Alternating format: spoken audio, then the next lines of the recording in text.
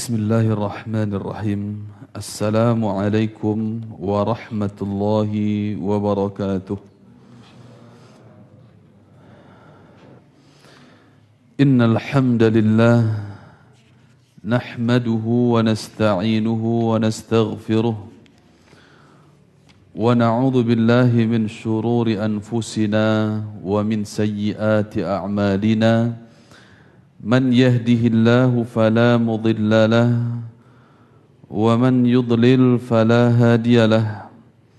Ashhadu an la ilaha illallah wahdahu la syarika lahu wa ashhadu anna Muhammadan abduhu wa rasuluh la nabiyya ba'dahu fa inna asdaqal kalami kalamullah wa khairal hadi hadi Muhammadin sallallahu alaihi wasallam wa syarral umuri muhdatsatuha fa inna kulla muhdatsatin bid'ah wa kulla bid'atin dhalalah wa kulla dhalalatin finnar. Amma ba'd. Jamaah kaum muslimin dan muslimat, bapak-bapak, ibu-ibu, saudara-saudari, rahimani wa rahimakumullahu ta'ala. Semoga Allah subhanahu wa ta'ala senantiasa melimpahkan rahmatnya kepada kita seluruhnya. Sebagai bentuk kasih sayang dan rahmat dari Allah subhanahu wa ta'ala, Allah teteskan kepada kita ilmu. Allah berikan kita kesempatan untuk belajar, sama-sama duduk di majelis ilmu untuk membekali diri kita dengan sebaik-baik bekal. Fa inna khairaz zadi taqwa. Sebaik-baik bekal adalah ketakwaan kepada Allah Subhanahu wa taala. Sebagai bekal zadul ma'ad, bekal untuk orang-orang yang akan kembali kepada Allah Subhanahu wa ta'ala. Ibarat seseorang yang berada di daerah perantauan, tentu setinggi-tinggi tabang nyobangau kababaliak juo. Artinya jamaah yang kami muliakan, bagaimanapun seseorang di dalam dunia ini sebagai tempat perantauannya, dia harus sadar. Karena Nabi SAW mengingatkan, kun fid dunya ka'annaka gharib aw 'abiri sabil.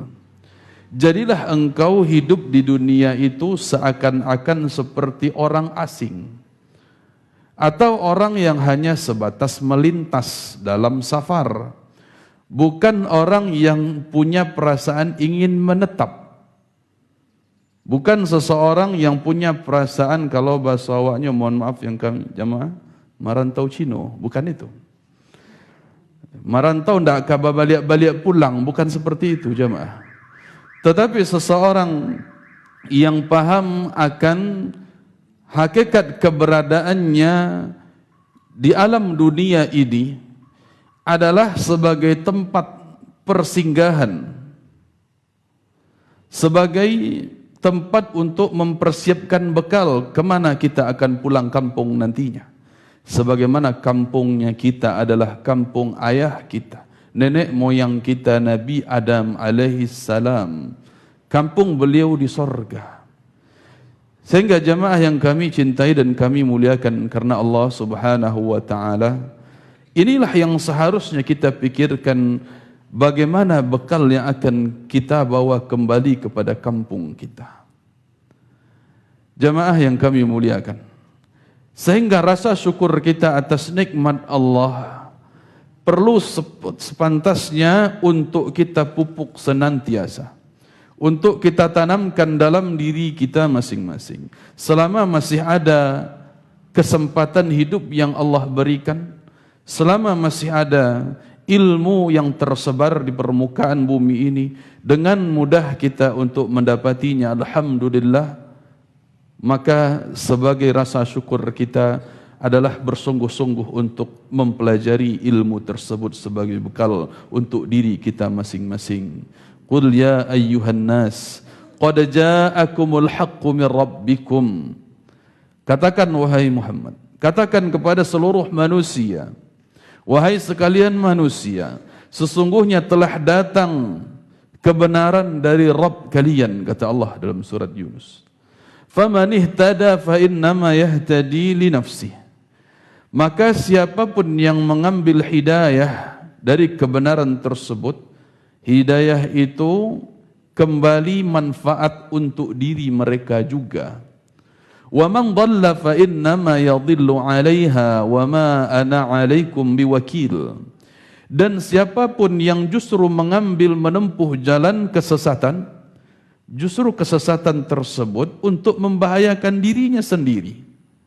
Dan katakan, wahai Muhammad, wa ma ana 'alaikum biwakil. Aku tidak akan bertanggung jawab atas apa yang kalian pilih berupa kesesatan. Rasul sallallahu alaihi wasallam tidak diberikan beban oleh Allah untuk menanggung dosa-dosa orang-orang yang memilih untuk sesat. Orang-orang yang memilih untuk lari dari jalur syariat. Karena Nabi sallallahu alaihi wasallam berlepas diri dari orang-orang tersebut. Sehingga sepantasnya kita jamaah yang kami muliakan, bahwa Rasul sallallahu alaihi wasallam telah menyampaikan kebenaran.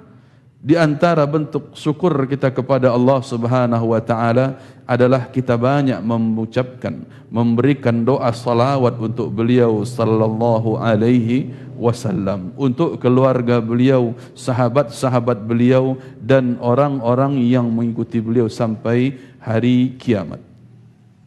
Jamaah yang kami cintai dan kami muliakan karena Allah Subhanahu wa taala.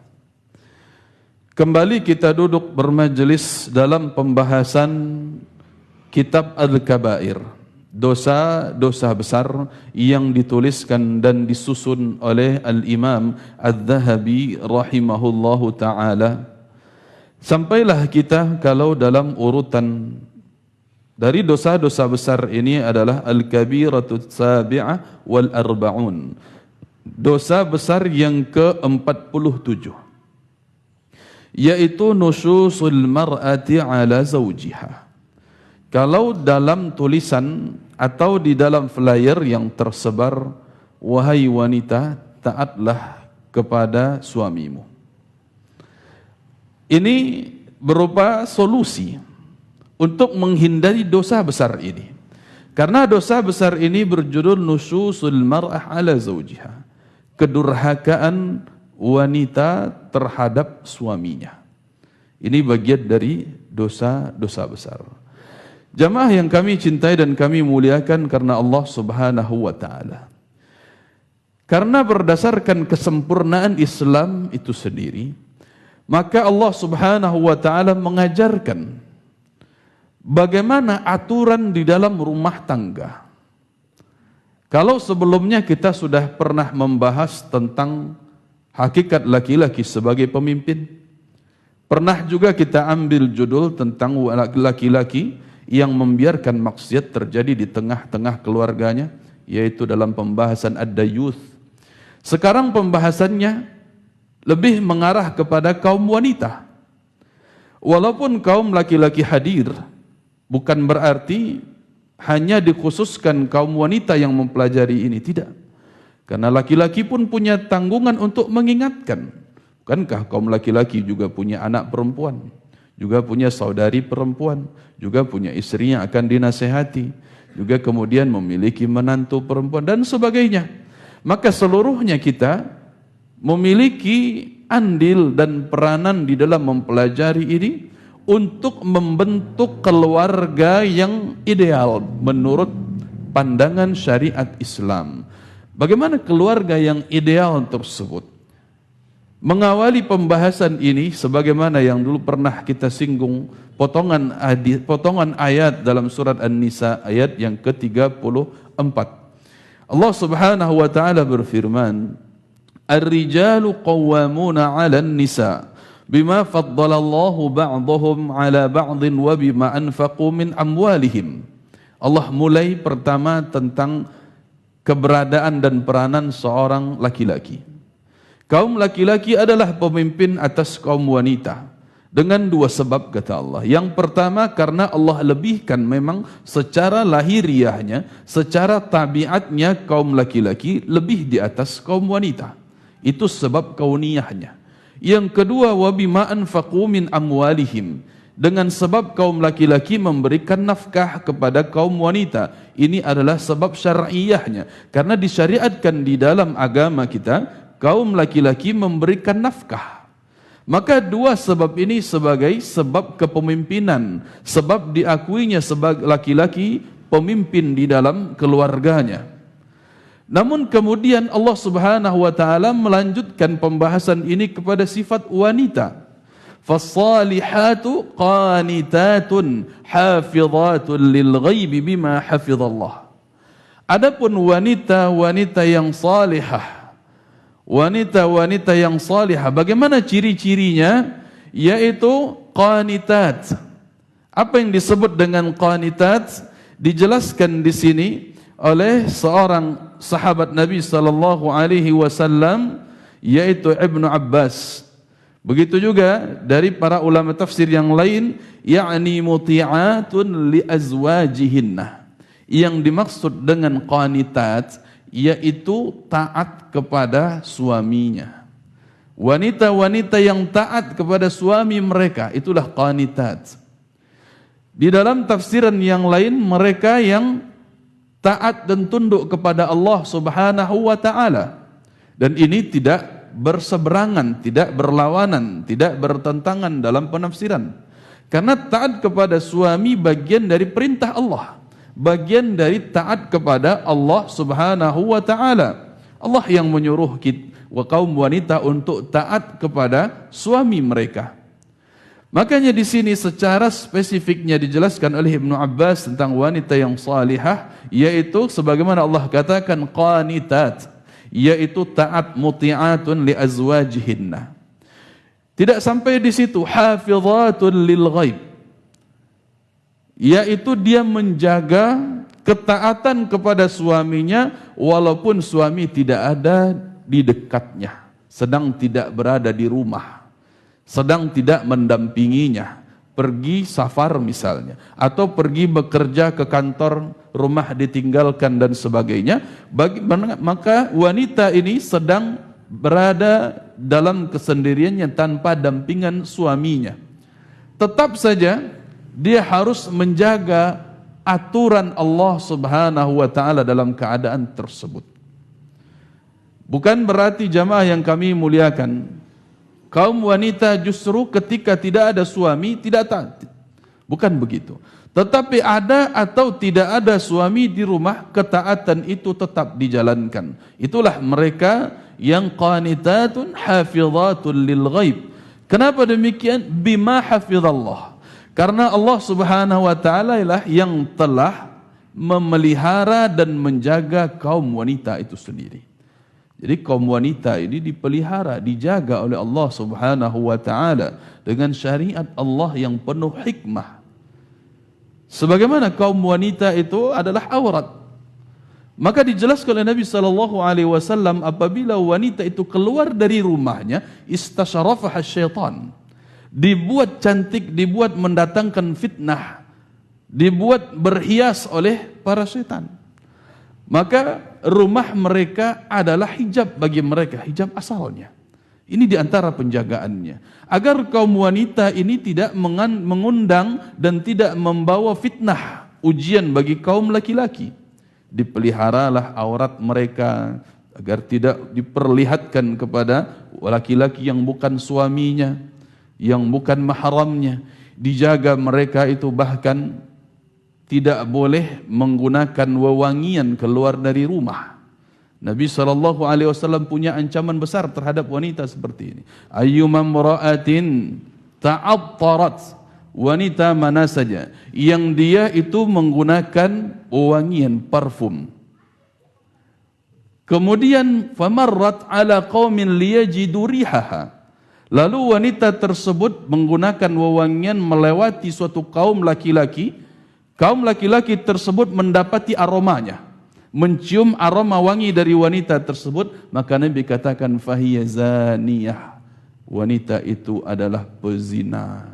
Ancaman besar dari Nabi sallallahu alaihi wasallam, menunjukkan syariat Allah ini menjaga kaum wanita agar tidak dilecehkan, agar tidak dijadikan objek untuk pemuas orang-orang yang mendapatkan fitnah syahwat.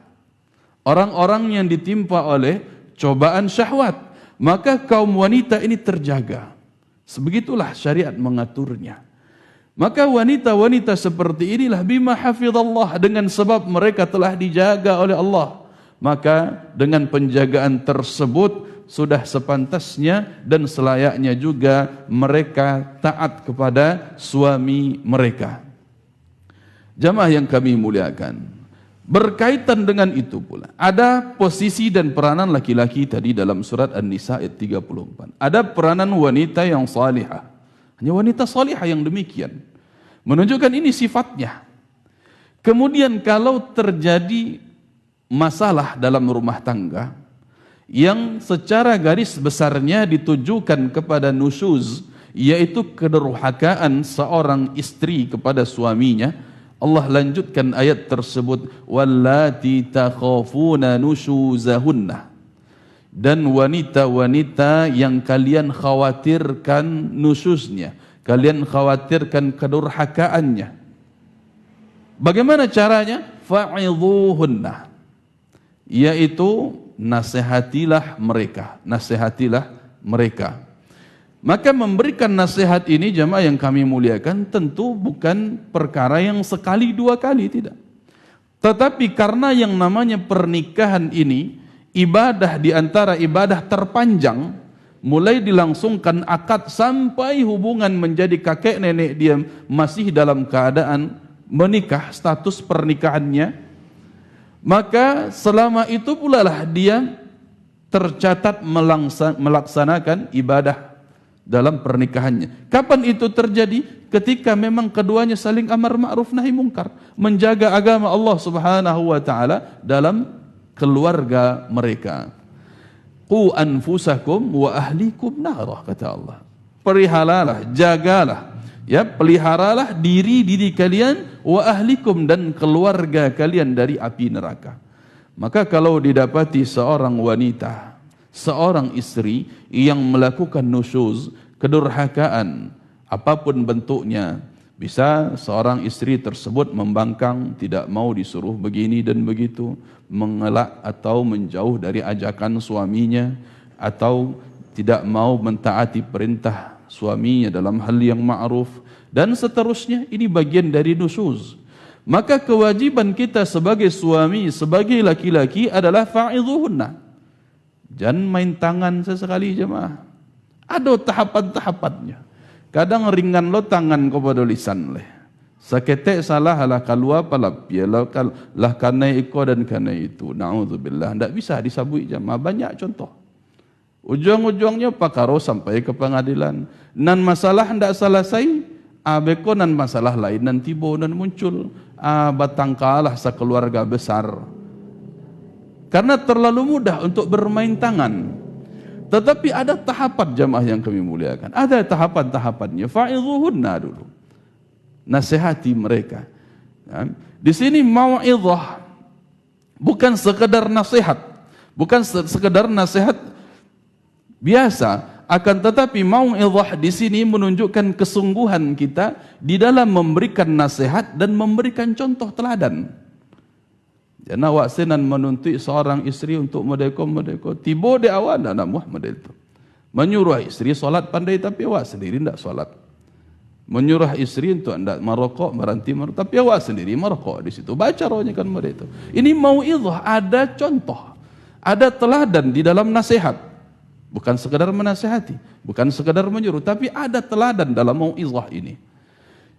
Kemudian jamaah yang kami muliakan, kalau memang itu tak berlaku, lah disampaikanlah, dinasihatilah dia contoh teladan. Indak jua berubah kedurhakaan seorang istri tersebut, masih membangkang. Wahjuruhunna fil madaji', pisahkan mereka dalam tempat tidur mereka, pisah ranjang. Nanti kita jelaskan bagaimana ya caranya, dijelaskan para ulama nanti. Kemudian kalaupun pisah ranjang tidak berhasil untuk memperbaiki keadaan, maka wadribuhunna, barulah pukul. Dan tentunya pukulan ini bukan sembarang pukul, tapi ada aturan-aturan syariat di dalamnya. Fa in ata'nakum, kalau setelah engkau lakukan tindakan tersebut, lalu mereka mentaati kalian, baik mentaatinya setelah dinasehati, atau mentaati suami setelah dipisah ranjang, atau setelah dipukul, fala tabghu alaihinna sabila, jangan malah mencari-cari kesalahan lain, jangan malah membuat kita mencari-cari alasan untuk menyusahkannya.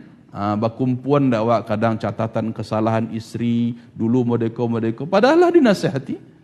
Bakumpuan juga kesalahan, tidak seperti itu jemaah. Yang sudah berlalu dari kesalahan, kalau dia sudah meminta maaf, sudah bertobat dari itu, sudah selesai, clear. Tidak perlu kemudian kita kumpul-kumpulkan membuat sebuah bom waktu dalam rumah tangga yang akhirnya jadi pusat pelampiasan emosi dan kemarahan. Dululah disampaikan modeko, indak paham, indak mengerti dan sebagainya, yang akhirnya seseorang dengan gegabah tidak bisa menahan lisan. Karena jamaah yang kami muliakan, ya, wanita memang diantara hal yang menjadi tabiat mereka menyerang dengan lisan.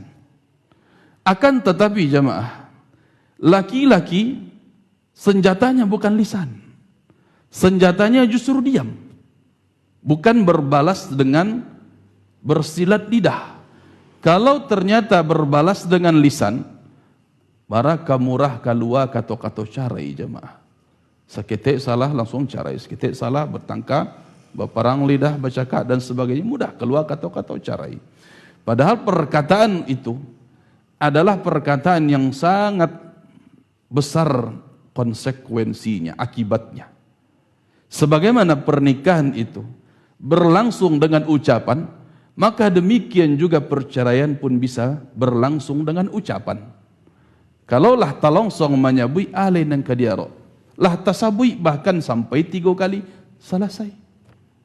Jamaah yang kami muliakan, kami cintai karena Allah Subhanahu wa taala. Maka kita kenali apa tahapan-tahapan di dalam membina rumah tangga ini. Di dalam kita mendapati kedurhakaan seorang istri. Baik untuk laki-laki harus paham, untuk kaum wanita pun harus mengerti. Kalau kolah diam suami beko, tandoilah. Ikolah tingkatan kedua berang suami. Kok tingkatan pertamanya masih memberi nasihat, fa'idhuhunna, masih memberi nasihat. Tapi kalau lah diamnya tidak namuh, diajak mengecek lah, hati-hati jemaah. Ikulah tingkatan kedua, lah parah berarti durhakonya kok. Atau sampai suami memberikan pukulan, akulah tingkik ketiga berarti. Para lu hati-hati. Kok ndak sudah itu jamaah yang kami muliakan, fab'athu hakaman min ahlihi wa hakaman min ahliha. Baru kemudian ada juru damai yang mungkin pernah kita singgung dari pihak keluarga laki-laki dan satu dari pihak keluarga wanita untuk mendamaikan. Kolah fase kampe sebelum keluar keputusan cerai. Ada tahapan-tahapannya jemaah yang kami muliakan.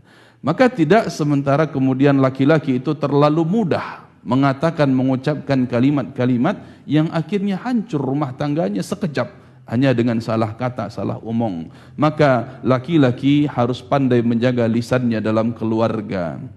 Qala al-Wahidi rahimahullahu ta'ala, an-nushuzu huna ma'asiyatu zawji wa huwa at-tarafwa alaihi bil khilaf.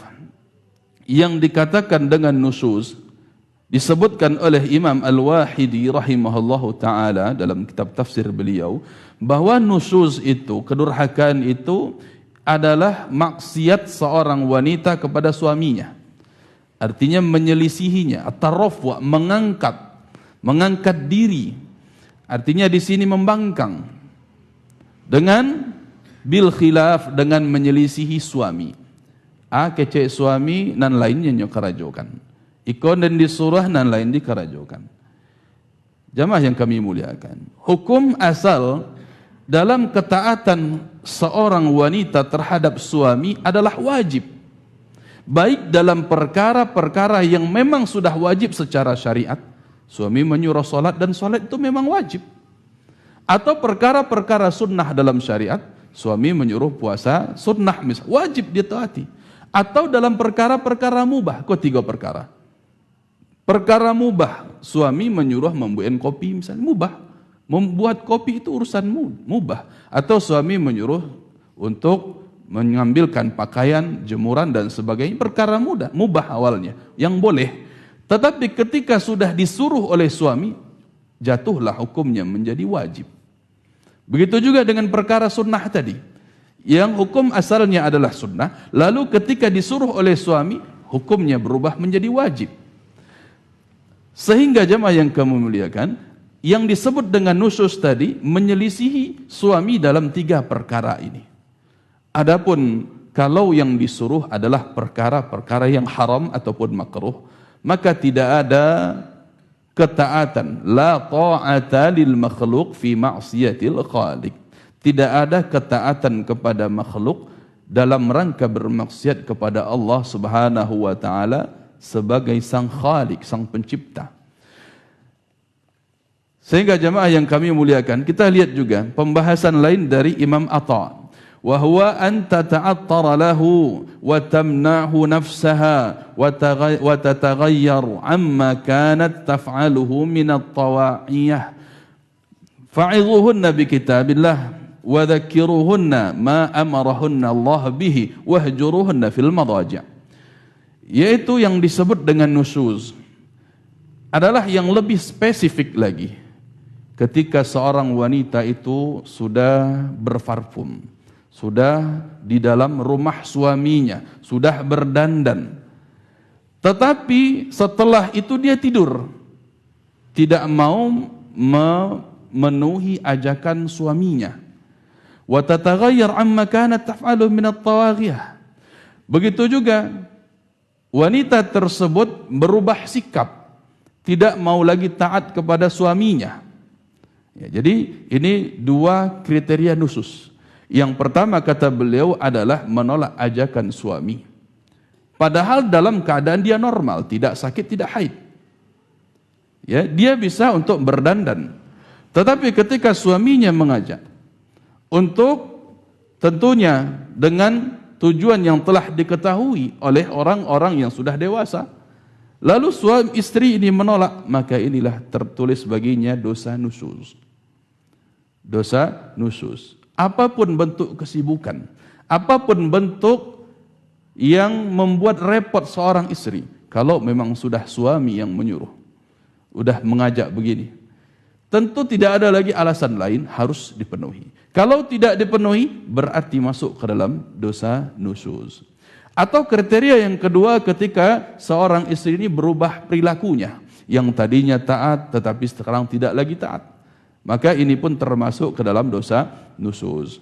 Maka Imam Atha menjelaskan fa'idhuhunna bi kitabillah. Berikan nasihat kepada wanita tersebut dengan nasihat dari Al-Quran. Sampaikan kalamullah kepadanya. Mudah-mudahan dengan kalamullah tersebut menjadi tenang kembali hatinya dan kembali ingat kepada ini aturan Allah untuk taat kepada suami.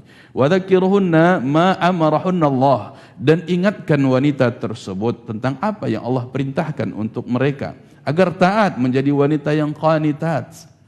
Wahjuruhunna fil madaji'. Kalaupun itu tidak berlaku, barulah kemudian engkau diamkan mereka, pisahkan tempat tidur dengan wanita tersebut.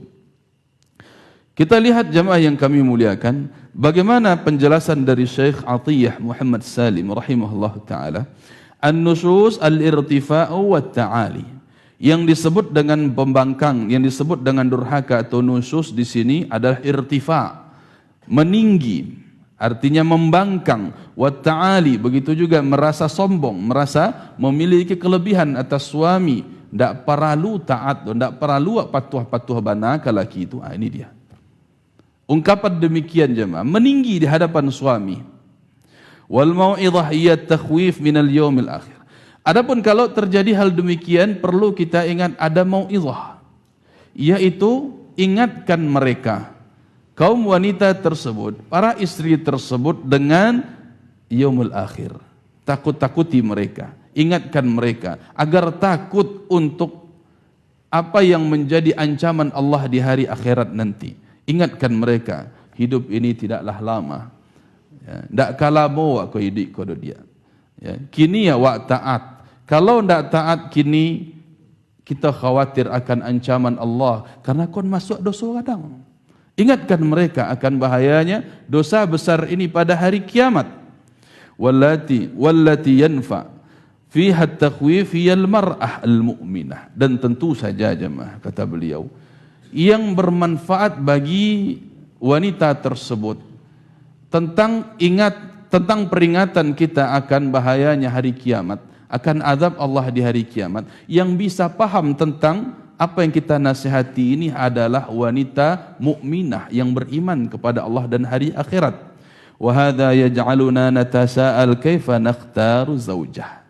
Dengan demikian, hal itu membuat kita bertanya-tanya, bagaimana seharusnya kita mencari istri? Bagaimana awalnya kita mencari seorang istri sebelum pernikahan itu berlanjut, sebelum kita melanggengkan akad pernikahan? Ya, jadi barangkali jemaah yang kami muliakan, di antara kita ada yang belum menikah, atau ada yang punya anak yang akan dinikahkan dan seterusnya, atau kita seorang ayah untuk anak laki-laki memberikan nasihat kepada anak kita untuk memilih istri, maka dilihat kembali bahwa wanita yang bisa dinasihati itu adalah wanita mukminah. Maka jaa fil hadis, datang dari hadis Nabi sallallahu alaihi wasallam, tunkahul mar'atu li arba.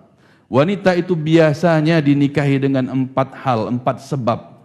Limaliha walihasabiha walijamaliha walidiniha. Ada yang dinikahi itu dengan sebab hartanya. Ada yang dinikah itu dengan sebab posisi peranan di masyarakat, baik secara nasabnya. Wanita terhormat, terpandang secara nasab, anak keturunan fulan bin fulan dan seterusnya. Ada yang dinikahi dengan sebab itu. Ada juga yang dinikahi li jamaliha, dengan sebab kecantikan wanita itu. Dan ada yang dinikahi dengan sebab lidiniha, dengan sebab agamanya. Ini 4 hal. Maka Nabi SAW katakan, fadhfar bidzatid din taribat yadak. Pilihlah wanita itu dengan sebab agamanya yang bagus, agamanya yang baik, maka selesai mudahlah urusanmu, mudah urusan dalam berumah tangga. Maka jamaah yang kami cintai dan kami muliakan karena Allah Subhanahu wa taala, untuk menghindari adanya nusus dalam rumah tangga, perlu sejak awal kita mencari, memilih mana yang terbaik berdasarkan agamanya, bukan karena urusan-urusan duniawi.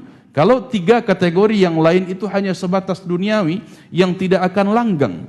Hilang kecantikan, hilang pula lah kecintaan kalau memang dia dicintai karena cantik. Hilang hartanya, maka hilang pula lah kecintaan kalau memang dia dinikahi karena harta. Begitu juga tentang keturunan, begitu juga tentang posisi dia di masyarakat. Ketika orang-orang yang tadinya dikagumi, tokoh-tokoh terpandang, kemudian berbuat maksiat, kemudian berbangkang kepada Allah Subhanahu wa taala, maka hilang pula lah kecintaan kita kepada istri saat tercoreng nama besar dari seorang tokoh tersebut. Akan tetapi jamaah yang kami muliakan, kalau seseorang itu dipilih karena agama, maka agama itu tidak pernah sirna. Islam tetap akan berjaya secara agama dan syariat, walaupun ia bisa berkurang dari dada, dari jiwa seorang hamba. Namun secara syariat ia adalah syariat sempurna, datang dari Allah Subhanahu wa taala. Maka carilah mereka yang taat, carilah mereka yang betul-betul mementingkan agamanya. Sehingga jamaah yang kami cintai dan kami muliakan karena Allah Subhanahu wa taala, maka perlu kita perhatikan kenapa kemudian setelah memberikan nasihat itu, kalau terjadi masalah lagi, setelah kita nasihati terjadi masalah lagi, kembali durhaka lagi, kembali kita mendapati pembangkangan dari istri lagi, maka dilakukanlah yang namanya wahjuruhunna fil madaji'. Pisahlah mereka dari ranjang mereka. Bagaimana hal demikian terjadi? Fala yahjuruhunna ila baitin tsani. Maka lihat kata beliau, yang dikatakan memisah ranjang itu adalah dalam rumah sendiri. Nyo lalok sebelah kemari, wa lalok sebelah kemari. Bukan kemudian mencari tempat tidur yang lain, bukan mencari-cari rumah yang lain. Biasalah di rumah itu wak cari kontrakan atau tinggal pulang ke rumah orang gaib. Tidak. Tetapi justru kata beliau, bal fi nafsil firash, di atas kasur yang sama. tapi tidak diajak mengecek. Itu yo bana siksaan gitu. Nyo laisa kaswa saranjang tapi tidak diajak mengecek. Mudah itu bana jemaah yang kami muliakan. Li'annal bu'da qad yazidul jafa. Karena kalau berjauhan, nyelalo di kamar kau, lalu di kamar kau, atau nyelalo di rumah kau, pindah cari tempat lain.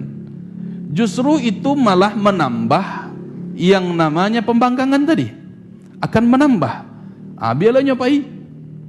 Kan jalih loh. Kan begitu jemaah yang kami muliakan.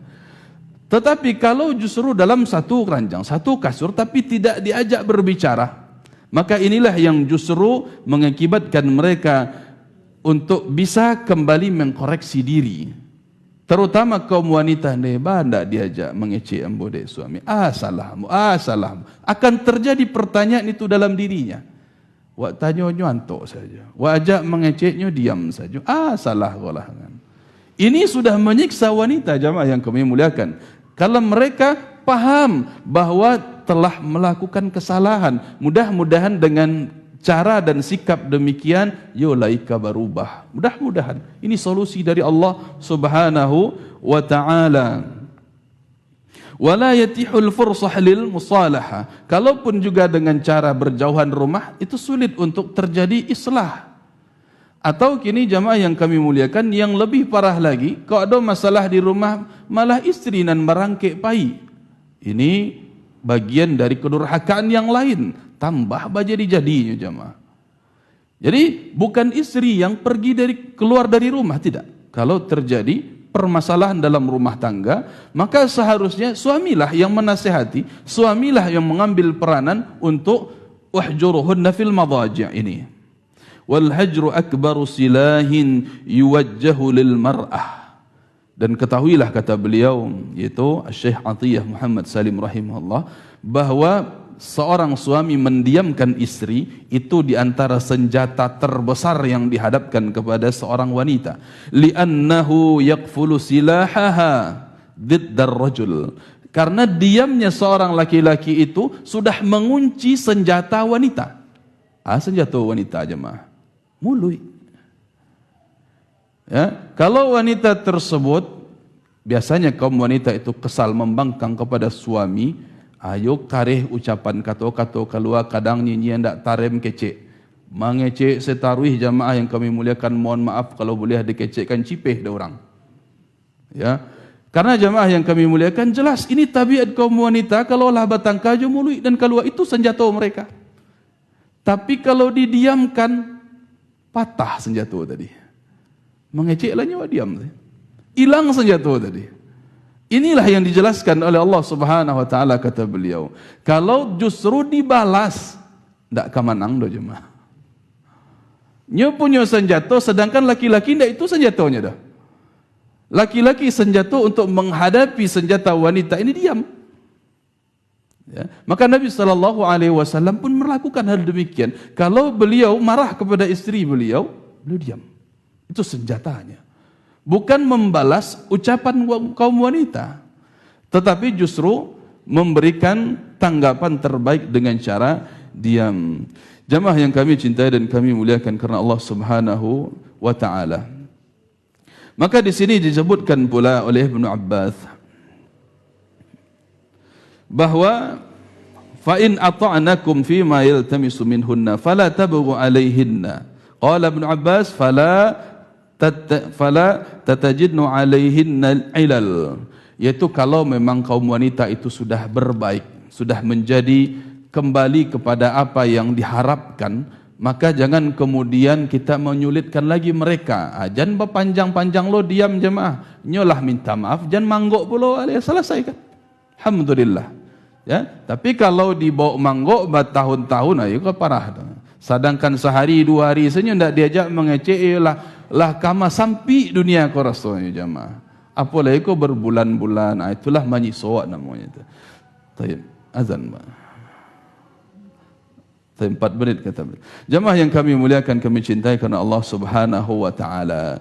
Disebutkan oleh Nabi sallallahu alaihi wasallam dalam hadis yang dikeluarkan oleh Imam Bukhari dan Imam Muslim bahwa Rasulullah sallallahu alaihi wasallam bersabda, "Idza da'a ar-rajulu imra'atahu ila firashihi falam ta'ti la'anatha al-mala'ikatu hatta tusbih." Kalau seorang suami telah mengajak istrinya untuk menuju tempat tidurnya, lalu istri tersebut tidak mau, enggan, sudah diajak dengan cara-caranya, sudah merayunya, tapi enggan, maka la'anathal malaikah. Para malaikat melaknat wanita tersebut hatta tusbiha, sampai datangnya waktu subuh.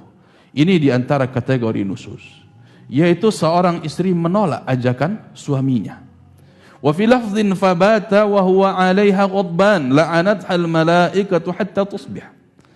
Wanita tersebut kemudian tidur dalam keadaan suaminya marah, jengkel, kecewa dengan ajakannya yang ditolak. La'anathal malaikah, maka para malaikat melaknat wanita tersebut sampai datangnya waktu subuh, sampai pagi. Bahagia jamaah yang kami muliakan, kalau ternyata malam itu adalah hembusan nafas terakhir, berarti mati, meninggal dalam keadaan dilaknat oleh para malaikat. Tak cik-cik dah jamaah. Allah Rasul sallallahu alaihi wasallam menyebutkan al-malaikah, jamak dari malak, jamak dari kata malaikat. Tak cik malaikat dan berang. Banyak jamaknya jemaah. Sehingga jamaah yang kami muliakan, kami cintai kerana Allah Subhanahu wa taala, maka dalam kondisi normal, dalam kondisi tidak ada halangan apapun secara udzur syar'i. Udzurnya udzur syar'i, bukan alasan yang dicari-cari, udzur yang dibuik-buik jemaah, tapi udzur yang syar'i. Dalam keadaan tidak ada udzur demikian, maka tidak ada alasan lain bagi wanita. Tidak ada alasan bagi wanita untuk menolak ajakan suaminya. Baranalah tajarang kau sambari, matikan dulu. Baranalah kesibukan di kamar mandi, dicukupkan dulu, berhenti dulu. Baranalah kesibukan di jemuran dan kain lunta cuci dan sebagainya. Kalau memang suami telah dan ada kesempatan di situ, tidak ada udzur syar'i yang menolaknya, maka tidak ada alasan untuk menolaknya jemaah. Apalagi dalam keadaan kolah malam dan anak-anak lah, lalu ketika seorang suami mengajak, tidak ada lagi halangan di situ. Bentuknya azan dulu, barakallahu fikum.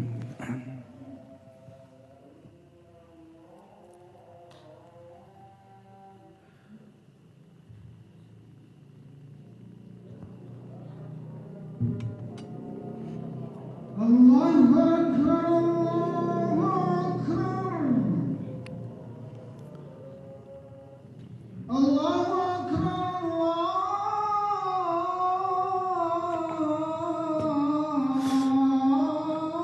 Allahu Akbar.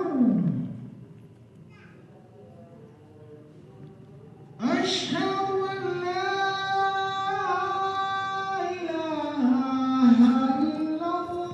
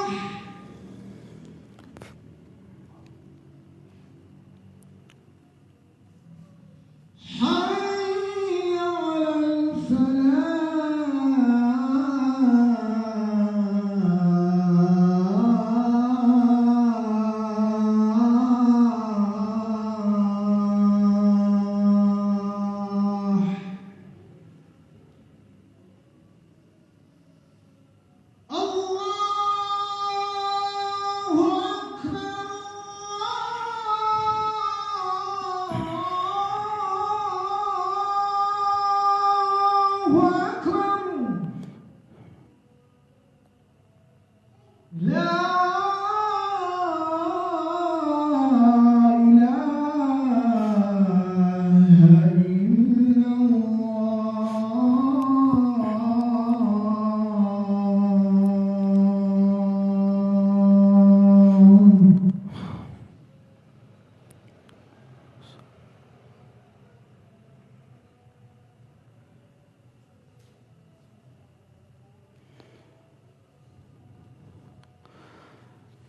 Alhamdulillah wassalatu wassalamu ala Rasulillah, amma ba'd.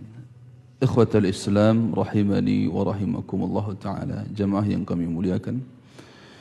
Kita lihat hadis Nabi sallallahu alaihi wasallam yang derajatnya hasan diriwayatkan oleh Ibnu Hibban At-Tabrani, disahihkan oleh Al-Albani dalam Sahih Al-Jami', bahwa Rasulullah sallallahu alaihi wasallam bersabda, "Idza shallatil mar'atu khamsaha wa shamat syahraha wa ata'at zawjaha aw ba'laha fa litadkhul min ayyi abwabil jannati sya'at."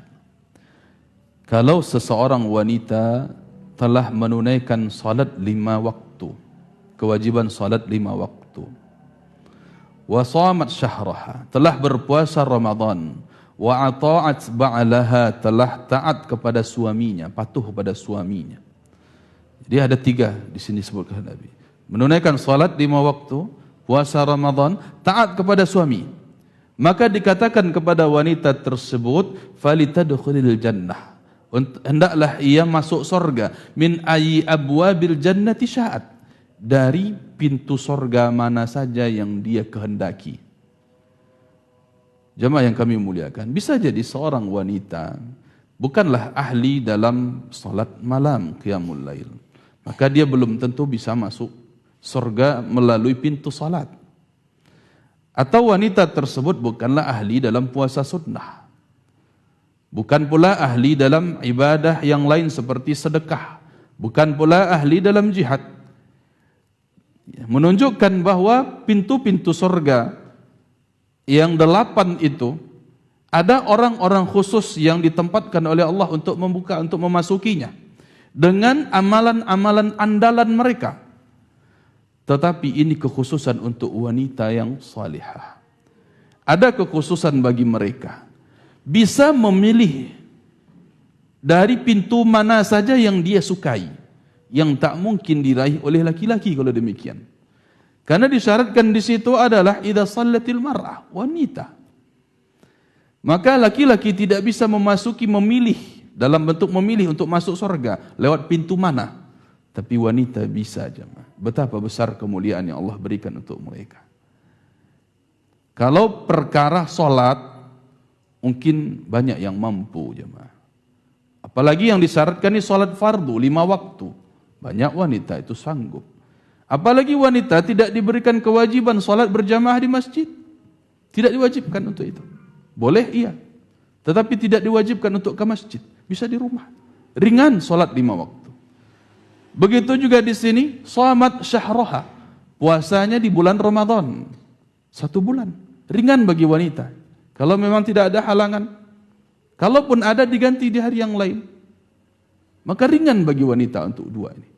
Tapi ada yang paling berat jamaah di sini. Perjuangannya berat, yaitu dalam masalah wa ata'at ba'laha. Riwayat yang lain zaujaha, mentaati suami, mentaati suami. Padahal jamaah yang kami muliakan, cuma 3 kriteria kata Allah. Masalah salat 5 waktu, puasa Ramadan, boleh 2 ini ringan.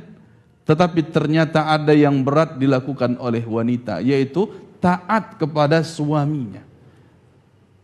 Ini jamaah yang kami muliakan, di antara tipu daya iblis tentunya. Tipu daya setan untuk menyesatkan manusia. Bagaimana mereka itu berusaha untuk kaum wanita agar tidak patuh kepada suami. Selalu ada perangkap-perangkap demikian. Cari-cari alasan, cari-cari alasan. Supaya indak dilakukan, supaya indak ditaati dan seterusnya. Padahal ini jamaah yang kami muliakan, cintai karena Allah, janji besar dari Allah Subhanahu wa taala. Bisa dia pilih masuk surga dari pintu mana saja yang ia sukai. Kemudian jamaah yang kami cintai dan kami muliakan karena Allah Subhanahu wa taala.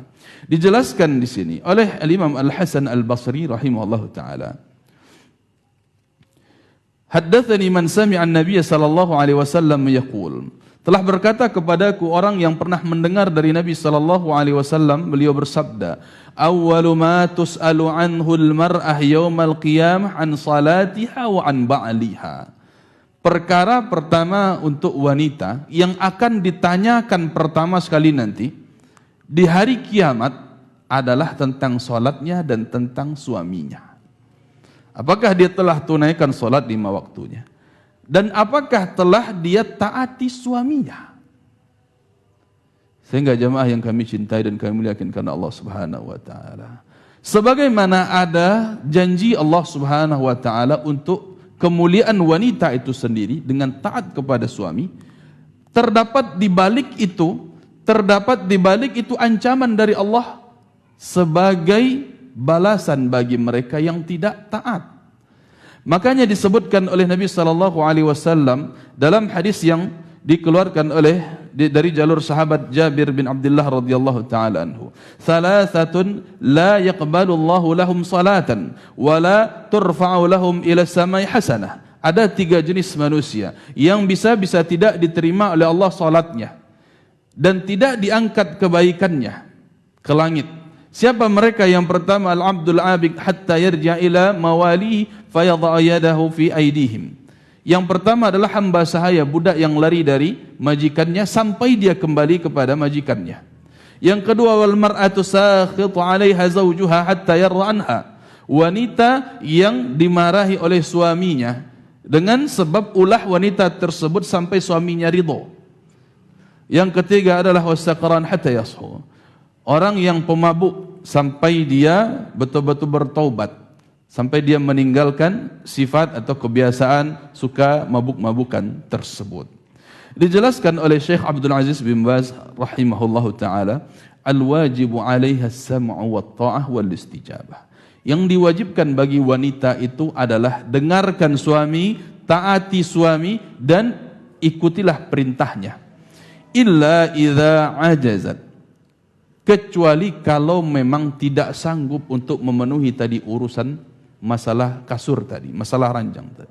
Lidararin biha, dengan sebab ya ada tidak mampu dengan sebab apa? Membahayakan wanita itu. Apa contohnya? 5 radin. Wanita itu sakit. Maka kalau sudah keadaan yang demikian, berarti udzur syar'i yang beliau katakan fattaqullaha mastata'tum. Dalam firman Allah Subhanahu wa taala surat At-Taghabun ayat 16, bertakwalah kepada Allah sesuai dengan kemampuan kesanggupan kalian. Begitu juga la yukallifullahu nafsan illa wus'aha. Allah tidak membebani seseorang melainkan sesuai dengan kemampuannya. Di luar kemampuan tidak dibebani oleh Allah. Maka di luar kemampuan inilah yang disebut dengan udzur syar'i, yang memang ada alasan untuk menolak keinginan suami.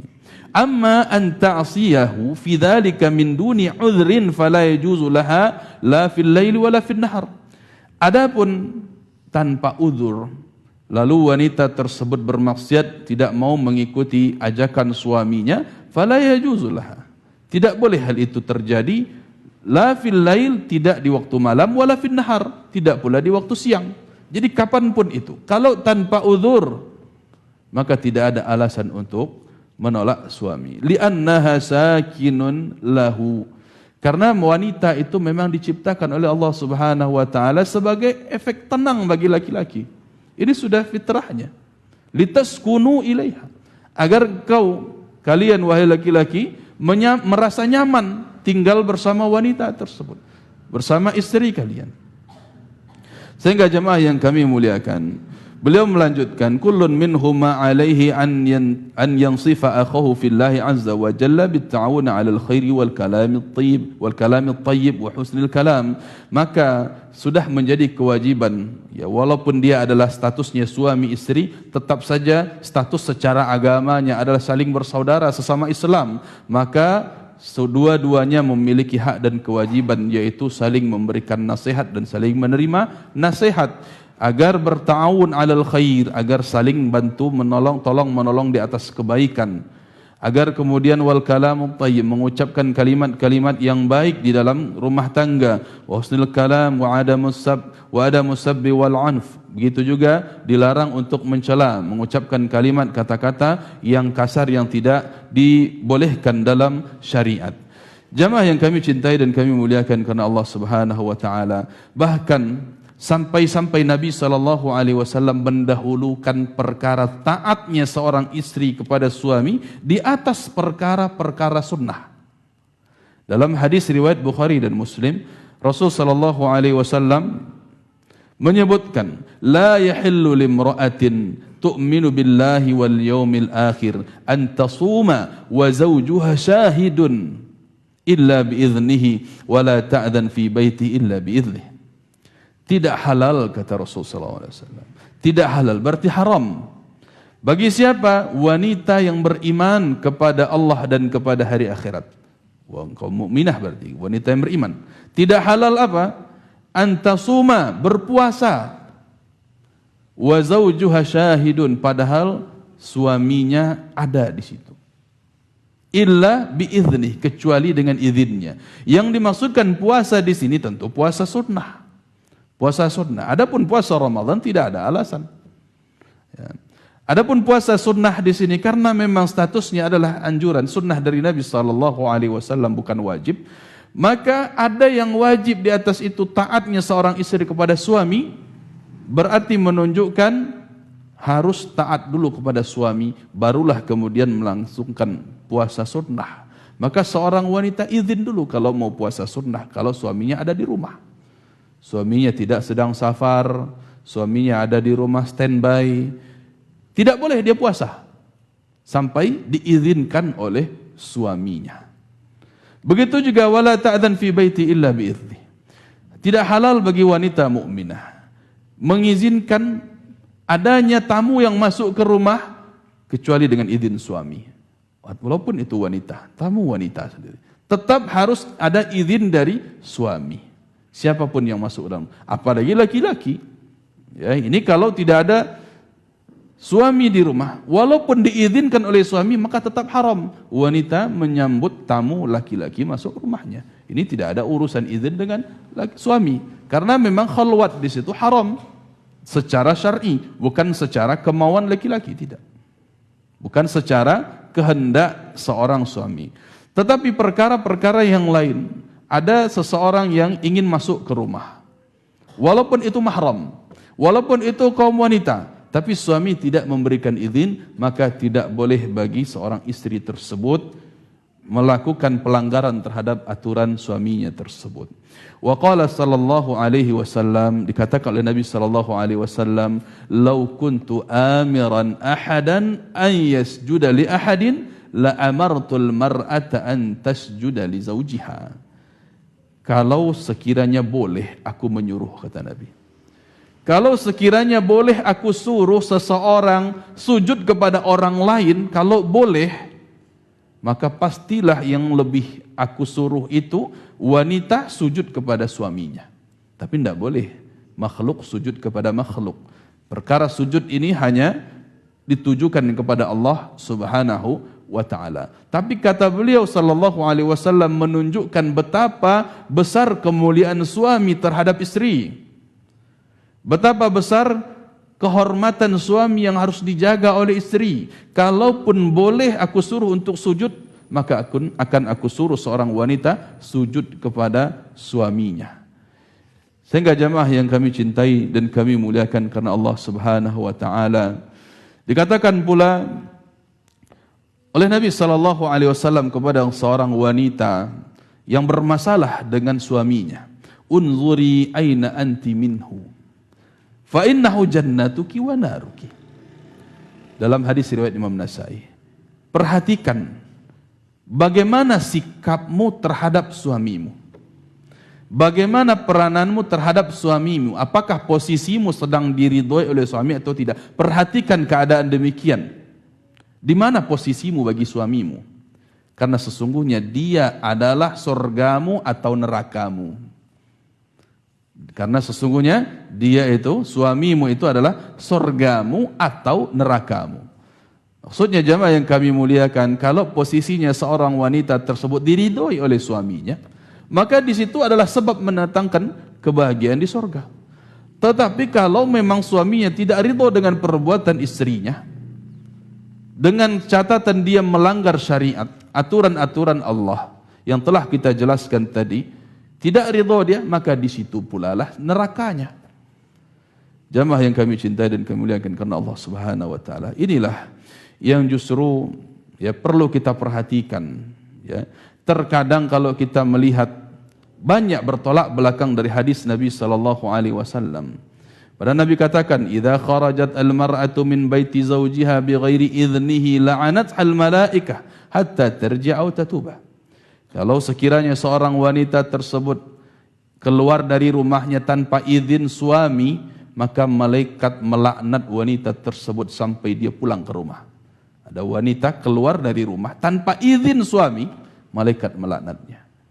Kini tabalik jemaah yang kami muliakan, justru laki-laki izin. Laki-laki malah nan izin ke orang rumahnya. Izin baru dulu, pergi kemari, izin baru dulu. Kama kapai menyabui, kama kapai minta izin. Tak boleh dia isteri, ayolah. Tak boleh dia isteri, ayolah. Tapi isteri keluar, boleh tanpa izin. Kan tabalik jemaah yang kami muliakan. Ini kenyataan sekarang jemaah. Maka perlu kita timbang-timbang lagi, lihat siapa sebenarnya yang menjadi pemimpin dalam rumah tangga kita masing-masing.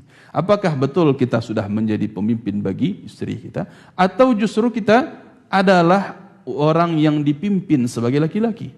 Ini tentu musibah dalam rumah tangga kita. Bahkan Nabi SAW pun memperingatkan lagi, la yanzurullahu ila imra'atin la tashkuru li zawjiha wa hiya la tastaghni anhu. Allah Subhanahu wa taala tidak akan melihat, tidak akan memperhatikan kepada wanita pada hari kiamat. Wanita yang bagaimana? La tashkur li zawjiha. Wanita yang tidak bersyukur, tidak pandai berterima kasih kepada suaminya, yang merasa tidak butuh kepada suami. Bagaimana hal itu? Dijelaskan lagi oleh Nabi sallallahu alaihi wasallam dalam hadis riwayat Imam Bukhari. yakni wanita, aku kata beliau, ra'aitun nar fa idza aktsaru ahliha nisa, atau uritun nar, diperlihatkan kepadaku neraka, maka aku saksikan ternyata penduduk terbanyaknya adalah kaum wanita. Mereka itu yakfurna, mereka itu kufur, tidak bersyukur. Apa maksudnya? Qila ayakfurna billah. Para sahabat bertanya, apakah karena mereka itu kufur kepada Allah? Tidak, kata. Tapi yakfurnal ashir, kufur kepada suami mereka. Bagaimana kufur terhadap suami mereka, tidak bersyukur kepada suami mereka? Yaitu wa yakfurnal ihsan, mereka mengingkari kebaikan suami. Lau ahsanta ila ihdahunna ad-dahra thumma ra'at minka syai'an qalat ma ra'aitu minka khairan qat. Kalau engkau sudah berbuat baik kepada istrimu sepanjang tahun, lalu suatu ketika ada satu keburukan yang nampak dari dirimu oleh istrimu, maka wanita tersebut akan mengatakan, aku tidak pernah melihat kebaikan dari dirimu selama-lamanya. Belum pernah aku lihat kamu baik, mas. Belum pernah aku lihat kamu begini-begini. Belum pernah aku saksikan kamu menjadi orang baik. Padahal lah sepanjang tahun nyoba elo-elo, nyoba nafkah, nyoba kebutuhan. Sekali suami salah, langsungnya katakan, dak do nan elo dewa daya. Modeko kironya laki-laki. Ternyata laki-laki semua sama. Pada sekalinya berbuat salah, nyo samakan jo laki-laki nan lain suaminya. Na'udzubillah. Inilah yang dikatakan tadi yakfurnal ashir. Wanita yang tidak pandai berterima kasih kepada suaminya. Jamaah yang kami cintai dan kami muliakan karena Allah Subhanahu wa taala, itulah yang disaksikan oleh Nabi sallallahu alaihi wasallam di dalam neraka. Mereka itulah sebagai penduduk neraka terbanyak. Maka jamaah yang kami muliakan, kita lihat lagi bagaimana dijelaskan oleh Nabi sallallahu alaihi wasallam, idza da'a ar-rajulu imra'atahu ila firashihi falta'tihi fa wa in kanat 'ala at-tanawwur. Lihat di sini dalam hadis yang sahih riwayat Imam At-Tirmidzi, An-Nasa'i dan yang lainnya. kalau seorang suami telah mengajak istrinya menuju firasnya, menuju kamar tidurnya, menuju ranjangnya, fal ta'tihi, maka wajib wanita tersebut mendatanginya. Wa in kanat ala at-tanawwur, walaupun wanita ini dalam keadaan menyalakan api atau penerangan, matikan dulu. Ya, kalau bahasa kita sekarang sadang tajarang ko samba, dan tajarang ko randang bolo ko, baru bapak casantan, sudah matikan. Sudah ada panggilan istimewa. Itu yang harus dipahami jamaah yang kami muliakan. Karena memang ini adalah hal-hal untuk kelanggengan rumah tangga. Nan kaelo ya awak juga. Nan kan menjadi kebahagiaan itu kita juga yang akan merasakan. Ya. Tetapi kalaulah ditolak keinginannya, maka disebutkan oleh para ulama, dikhawatirkan justru laki-laki ini akhirnya mencari yang haram. Karena syahwat itu punya jalur, maka syariat memberikan fasilitas yang halal. Kalau yang halal tertutup, bisa-bisa dia mencari yang haram. Hati-hati jemaah yang kami muliakan. Sehingga ikhwati fiddin rahimani wa rahimakumullahu ta'ala, begitulah bagaimana Islam ini mengatur rumah tangga seseorang. Bagaimana Islam dengan kesempurnaannya bersikap adil. Laki-laki diberikan tanggungan, diberikan kewajiban begini sebagai pemimpin dia, sebagai seorang yang harus memposisikan dirinya pemimpin rumah tangga, memiliki kewajiban-kewajiban yang banyak, dia pun memiliki hak. Begitu pula kaum wanita telah memiliki kewajiban-kewajiban begini, walahunna mithlul ladzi 'alaihinna bil ma'ruf.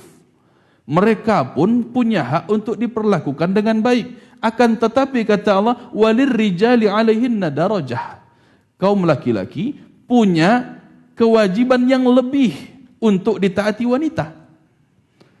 Artinya kaum laki-laki punya derajat yang lebih di atas wanita.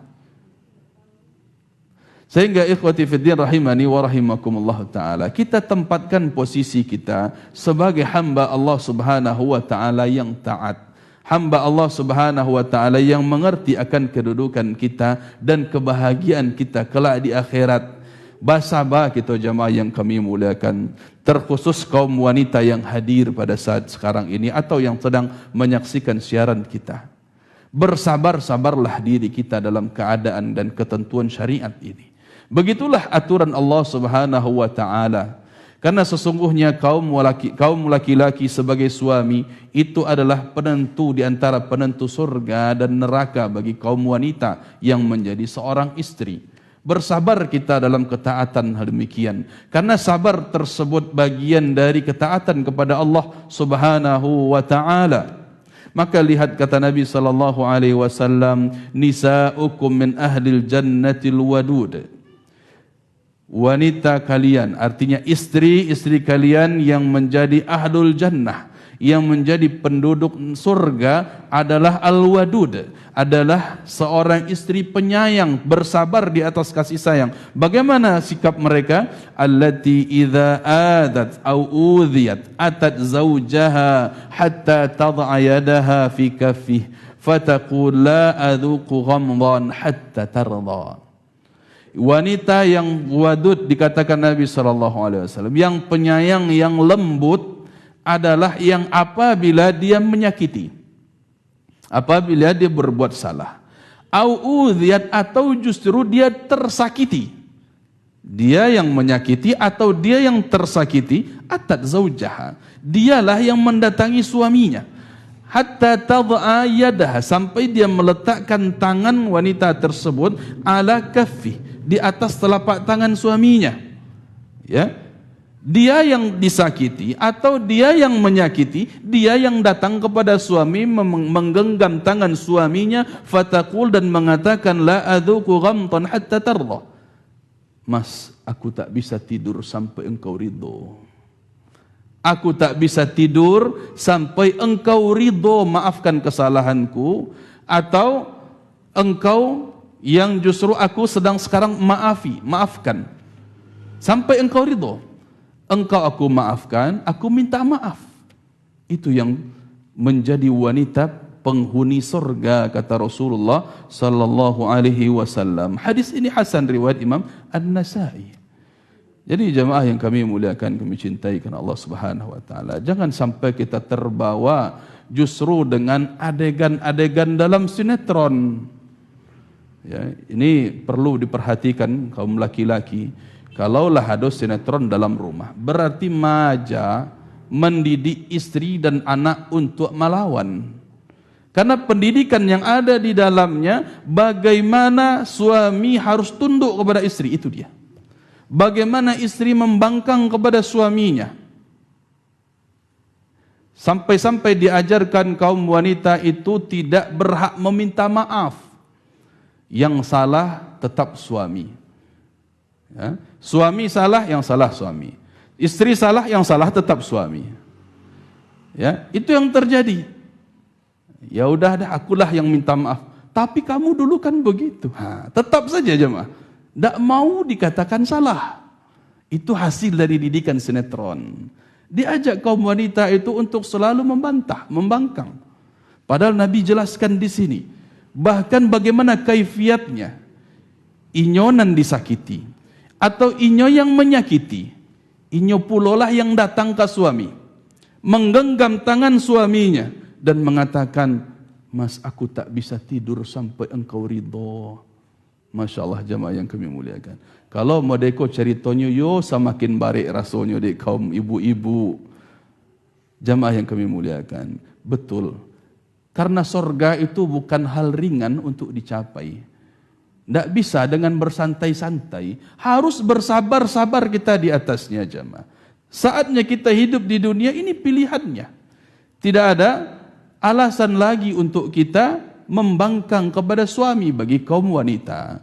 Maka ikhwati fiddin rahimani wa rahimakumullah ta'ala, surga ini mahal, butuh perjuangan menujunya. Sampai-sampai Nabi SAW bahasakan, huffatil al-jannatu bil makarih. Surga itu untuk menujunya diliputi oleh amalan-amalan yang dibenci oleh jiwa manusia. Yo benci wajah. Barek rasanya. Tapi itulah hakikatnya surga, diliputi oleh amalan-amalan demikian. Wa huffatin naru bil syahwat. Ataupun untuk masuk neraka itu gampang. Karena perbuatan yang menuju neraka itu adalah perbuatan yang diinginkan oleh syahwat. Yang dikehendaki oleh jiwa kita. Itulah perbuatan menuju neraka. Adapun menuju surga yuk barik tantangannya jemaah. Begitulah keadaannya. Mau tidak mau ini pilihan bagi kita untuk taat atau tidak. Ini adalah pilihan bagi kita.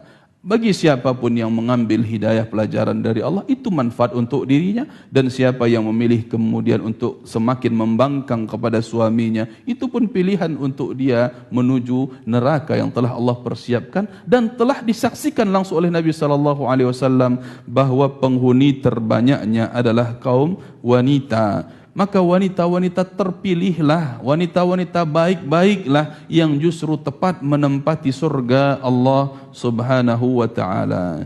Kita lanjutkan kemudian jemaah yang kami muliakan kepada sesi tanya jawab. Kalau ada pertanyaan silakan diajukan kepada WA-nya panitia, dalam hal ini Nando ya. Barakallahu fikum.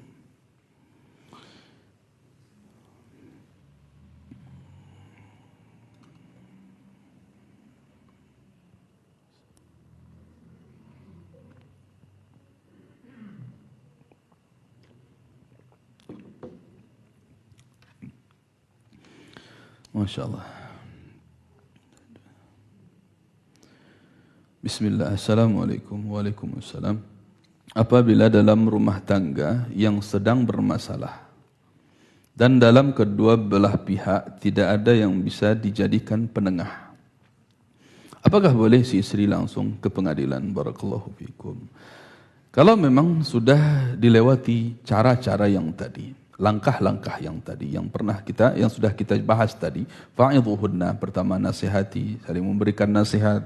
Kalau memang tidak sudah ditempuh tapi belum menghasilkan, maka ya dipisahkan dalam tempat tidur. Kalau belum maka dipukul. Bagaimana pukulan ini dijelaskan para ulama? Yaitu darbun ghair mubarrih, pukulan yang tidak membekas, pukulan yang bukan dalam bentuk hal yang kejam, bukan menyiksa, tapi hanya sebatas pecutan untuk mengingatkan.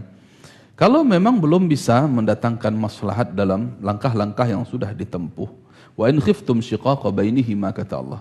Kalau kalian khawatir akan terpisahnya hubungan antara suami dan istri ini, fab'athu hakaman min ahlihi wa hakaman min ahliha.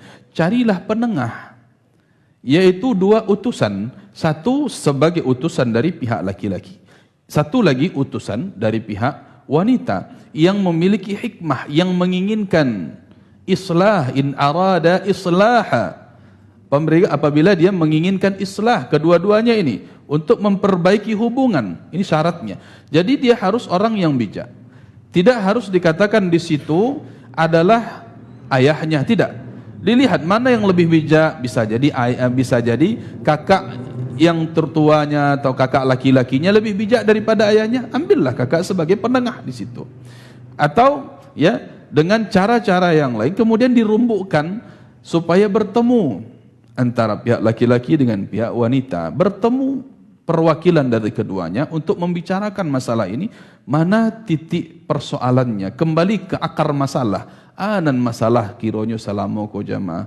Oh, terjadi masalah, misalnya masalah sambanan ndak lama dimasak, janganlah dipagadang-gadang bana atau balah caronyo nanti. Diingatkan kembali kepada laki-laki. Ini jamaah yang kami muliakan, banyak juga laki-laki yang terkadang salah paham, yang beranggapan kalau masalah makanan itu tanggung jawab wanita. Tidak. Kewajiban laki-laki itu menafkahi, memberikan nafkah. Dan nafkah pada hukum asalnya adalah makanan, adalah pakaian dan tempat tinggal yang jadi. Kalau makanan ya harus siap santap. Itu sebenarnya makanan jadi yang dinafkahkan kepada istri. Itu yang menjadi hukum asal. Bukan bahan-bahan samba atau pitih, enggak. Tapi makanan jadi, itu yang seharusnya menjadi tanggungan kita. Adapun memasak, maka itu hanya kemurahan hati seorang wanita kepada suaminya. Dan bagian dari baktinya wanita kepada suaminya, dan bagian dari ketaatan tadi. Tapi kaum laki-laki pun harus tahu diri, harus paham, memposisikan bahwa itu bukan kewajiban dia. Jangan malah beko berang-berang pulang karajo sambalun masak nasi lunta jarang dan sebagainya. Awak nan berang-berang menggerutok saya di rumah, bahkan sampai main tangan di rumah. Tidak tahu diri kalau dalam begini jamaah yang kemuliaan. Jangan-jangan ini permasalahan atau permasalahan-permasalahan yang tadinya ringan, sepele, tetapi tidak ketemu bagaimana proses pemecahannya, maka perlu ada penengah. Kalau memang sudah tidak ada yang sanggup menengahi, barulah boleh untuk ke pengadilan. Ya. Jangan sedikit kita langsung ke pengadilan, langsung ke mana, enggak. Pecahkan dulu. Makanya di antara doa Nabi SAW untuk yang diajarkan untuk orang yang menikah, barakallahu laka wa baraka alaika wa jama'a bainakuma fi khair. Semoga keberkahan Allah untukmu, semoga keberkahan Allah atasmu, dan semoga Allah mengumpulkan kalian berdua dalam kebaikan. Dijelaskan di sini oleh para ulama, di antaranya mengambil perkataan Al-Hafidh Ibnu Hajar, ya, di dalam pembahasan hadis Sahih Bukhari, disebutkan di situ bahwa yang dimaksud dengan wa baraka alaika adalah semoga keberkahan tertuju atas kalian. Maksudnya atas kalian ini itu keluarga besar. Keluarga besar. Bukan hanya dua orang. Kalau yang dituju adalah dua orang, cukup dengan wa barakallahu laka. Tapi karena yang dituju itu adalah dua kapal besar, maka didoakan pula keberkahan untuk keluarga besar. Wa baraka alaika. Maka sejatinya pernikahan itu jamaah yang kami muliakan, bukan sekedar bertemunya seorang laki-laki dengan wanita dalam akad pernikahan, bukan itu saja. Tetapi ada hal besar, menggabungkan dua keluarga besar dalam ukhuwah Islamiyah dalam syariat Allah Subhanahu wa taala. Itu sejatinya. Sehingga dengan demikian keluarga punya peranan sebagai penengah dalam terjadinya persoalan-persoalan. Dan malah sebagai keluarga justru menjadi sumbu kompor, menjadi bahan peledak dalam rumah tangga dan dunsanaknya sendiri. Ini justru musibah besar yang bagian dari namam yang pernah kita bahas. Orang yang suka mengadu domba. Jangan justru menjadi hal demikian. Justru perlu kita doakan keluarga besar untuk menengahi ini. Maka di sini jamaah yang kami muliakan, pandai-pandailah kita memposisikan diri.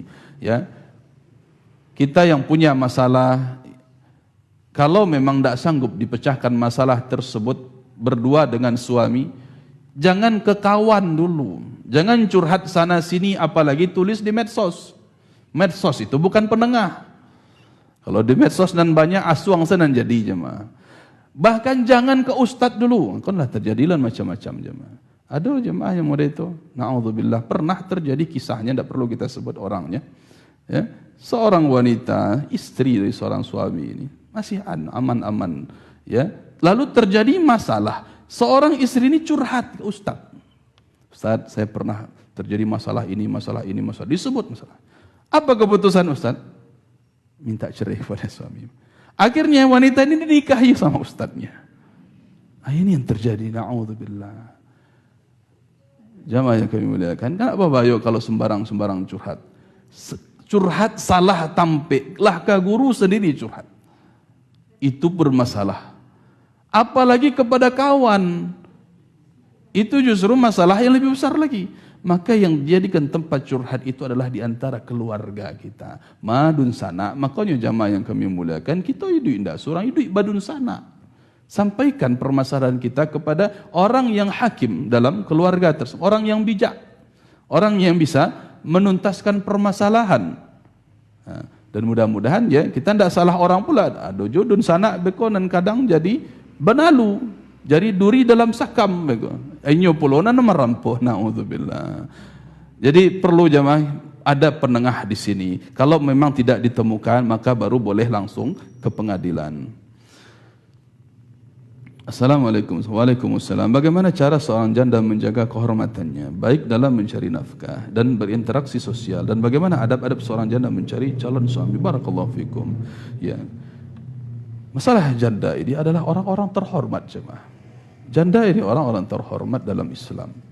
Bagaimana tidak terhormatnya? Nabi SAW banyak menikahi para janda, menunjukkan bahwa mereka memiliki kehormatan. Ya. Menjadi janda itu bagi seorang wanita bukan pilihannya. Lebih banyak kepada masalah musibah. Musibah yang menimpanya karena kematian suaminya. Atau karena memang diceraikan oleh suami dengan kesalahpahaman dan seterusnya. Maka kalau seorang janda ini bertakwa kepada Allah Subhanahu wa taala, tentu dia ingin memperbaiki diri. Tentu dia ingin mencari titik temu apa yang dahulu pernah dia lakukan sebagai introspeksi baginya. Ini janda yang terhormat. Ya. Maka dia harus jaga kehormatannya. Dia tidak boleh kemudian sembarangan mencari ya laki-laki yang bukan mahram baginya untuk kemudian dia komunikasi seenaknya, baik langsung ataupun dengan media sosial dan sebagainya. Kalau memang dia dengan keterpaksaannya mencari nafkah, carilah dengan cara-cara yang halal, bukan malah merendahkan harga diri sendiri.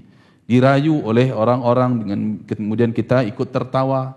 Ya, sudah dirayu orang ikut tertawa, ikut senang, ikut bahagia ketika dirayu. Ini merendahkan diri sendiri namanya. Kan tetapi tetap sebagaimana wanita-wanita pada umumnya dalam Islam, dia tetap menjaga kehormatannya. Kalau memang dia membutuhkan ya, pendamping, dan memang begitu hakikatnya. Seorang laki-laki membutuhkan pendamping, wanita membutuhkan pendamping. Karena hakikatnya Allah secara fitrah berikan keinginan manusia untuk berpasangan. Sehingga kalaupun wanita sebagai janda ini, di antara adab dia untuk mencari calon suaminya, maka di antara yang dibolehkan adalah tustakmar. Ya, dia dimintai perintah, ditunggu oleh walinya. Maksudnya wanita ini mengajukan diri, datang ke walinya, tetap dengan wali. Ya, misalnya ayah saya minta untuk dinikahkan. Minta untuk dinikahkan. Maka dikatakan oleh Nabi SAW dalam hadis riwayat Imam Bukhari Muslim, la tunkahu al-ayyimu hatta tustamar. Tidak boleh dinikahkan, bukan dinikahi. Tidak boleh dinikahkan seorang janda kecuali dia dulu yang minta untuk dinikahkan. Nah, itu dia. Dia minta. Adapun yang berkaitan dengan perawan, ya, maka la tukah hatta tusta'dzan. Dia tidak dinikahi sampai dimintai izin dulu. Nah, jadi dimintai izin kalau wanita perawan. Tapi kalau wanita janda, dia dimintai perintahnya. Beda. Ya, ditanyakan kepada Nabi, fa kaifa idnuha? Bagaimana izin wanita yang perawan? As-sukut. Diamnya dia. Kalau dah diam wanita perawan ini baru menunjukkan dia sudah izin, sudah memberikan izin. Tapi kalau janda enggak, dia harus ditanya dulu. Dia harus dimintai dulu perintahnya. Ini diantara adabnya. Maka boleh-boleh saja. Maka justru disyariatkan bagi seorang janda untuk meminta kepada walinya agar dinikahkan. Kepada wali tentunya. Bukan dengan langsung kepada laki-laki yang menjadi incarannya. Boleh saja dia suka kepada seorang laki-laki yang cocok menurut dia. Cari walinya. Wali siapa? Wali janda itu sendiri ngomong kepada ayahnya kah? Atau kalau dia memang sudah punya anak laki-laki, ayahnya sudah tidak ada, kepada anak laki-lakinya itu. Ya, tentu dengan syarat-syarat perwalian yang dibolehkan oleh syariat, diantaranya adalah balighun aqil, dia balik dan berakal. Apabila dalam rumah tangga suami yang durhaka pada istri dan selalu membuat istrinya susah, apakah salah si istri menyerah dengan meminta cerai ke pengadilan karena sudah setahun istri menasihati dan bersabar dan suami masih belum berubah? Suami tidak salat, lalai dalam mencari nafkah, tidak mendidik anak dengan baik, tidak memberi contoh yang baik, dan yang penting selalu merokok di depan anak-anak. Apakah juga kena laknat istri yang tidak mau melayani suami karena suami tidak salat? Barakallahu fikum. Ini perkara berat. Kalau masalah perkaranya tidak salat, ini dikatakan ya oleh kawan-kawan kita dari pengadilan agama, ya, menyebutkan banyak terjadi perceraian gara-gara tidak salat. Ya, pasangan ini apakah suami atau istri yang tidak salat. Sekarang perkaranya jelas. Seorang suami yang tidak salat ini, biasanya kata tidak salat ini bagian dari orang yang menganggap salat itu tidak wajib. Ya, para ulama menghukumi orang seperti ini secara ijma' adalah keluar dari Islam kalau dia mengatakan salat tidak wajib. Atau kalau dia mengatakan ya dengan keberatan dia salat, tidak sulit atau malas dia salat, sebagian para ulama juga mengkafirkan dan sebagian yang lain belum. Sehingga jamaah yang kami muliakan, kalau urusannya suami ini tidak salat, maka sudah sepantasnya dan seharusnya dia minta cerai. Bukan ditanyakan lagi boleh atau tidak, tapi seharusnya dia minta cerai. Bagaimana mungkin wanita muslimah bersuamikan laki-laki kafir? Gak mungkin ini. Tidak halal. Ya, kaum mukminah itu hanya untuk laki-laki mukmin. Kaum mukminah, wanita yang beriman kepada Allah Subhanahu wa taala hanyalah untuk kaum laki-laki yang beriman kepada Allah. Maka tidak ada masalah dia meminta menggugat cerai walaupun langsung ke pengadilan. Baik. Karena memang ini sudah seharusnya dilakukan. Adapun kalau permasalahannya yang lain, permasalahan-permasalahan yang lain yang masih bisa dikompromikan, ya, yang masih bisa dikompromikan di luar masalah-masalah yang bisa membuat seseorang keluar dari Islam, ya, seperti atau seorang suami itu berjudi misalnya, atau di sini dia merokok atau lalai memberi nafkah. Kalau lalai berarti masih memberi, ya. Tapi kalau tidak memberi nafkah sama sekali, itu boleh diajukan untuk cerai. Tapi kalau lalai dia masih bisa diharapkan, ya, atau dia dengan masalah-masalah yang lain, ini tetap dicarikan penasehat dulu. Dicarikan dulu penasehat, ya. Makanya butuh keluarga untuk menasehati. Ya. Dicarikan bagaimana supaya ketemu titik, ya, perbaikan untuk keluarga ini. Diajaklah kemudian untuk dicari dulu cara. Dicari dulu cara, diajak ke pengajian contohnya, atau dibelikan buku, diberikan ini nasihat, ya. Barulah kemudian kalau memang masih berkelanjutan dalam masalah-masalah yang tidak lagi bisa ditolerir oleh syariat, baru boleh diajukan masalah cerai. Wallahu alam. Adapun kalau minta cerai tanpa udzur, ya, minta cerai tanpa alasan, ya, maka mereka itulah wanita yang tidak mencium aroma surga, kata Rasul sallallahu alaihi wasallam. Allahu alam.